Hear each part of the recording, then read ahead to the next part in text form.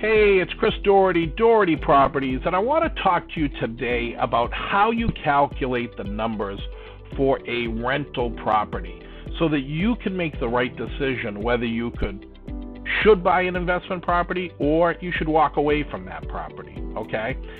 Everybody's talking about wanting to acquire real estate as investments because it can provide a great passive income source. But the reality is not all properties are the same, and we have to make sure that we are making good buys so we don't get hurt. So the first thing that I want you to do is figure out how much you can rent the property out for. And this is critically important, and you can't overestimate, you don't want to underestimate. You have to get a real sense of what you can rent out a property for, because that's going to determine your income on the property, okay? Then, after you get a sense of what you can get for rent that's a real number and you're not being unrealistic and you're not dreaming, but if you get a hard number, now we have to look at the expenses on the property, okay? The first is we have to look at what the mortgage is going to cost you.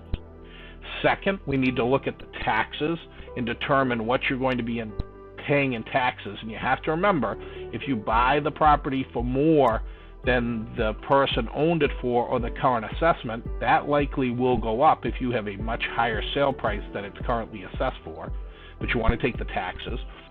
Third, you want to make sure that you're looking at the operating expenses for the property. This is going to include any utilities on the property, any type of repairs or upkeep, landscaping, snow removal, repairs that you're looking at you think might need to be done on the property, whether it needs a new roof or fixes or siding or plumbing, okay? Whether or not you're going to want to have a management company managing this property.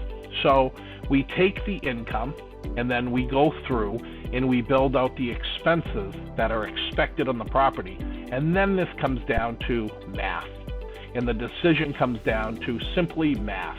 It doesn't come down to the emotion that you love the way that the property looks. It doesn't come down to the fact that you might love the location. If it's investment, we really have to run the math. And what we do is we take that monthly expected rent and we simply subtract the mortgage, the taxes, the operating expenses, and then we ask ourselves a very important question. At the end of the day, do we have any money left over? And so that's what I want you to do. If you can end in a positive number, then this potentially could be a good deal for you. And that's why we're here. If you have any questions on how to do this or you need help with a property you might be looking for, feel free to call us. We have agents that do this every day because we want to make sure we help make the right decision for you. And that is my story about buying investment property. I look forward to seeing you guys in the days ahead.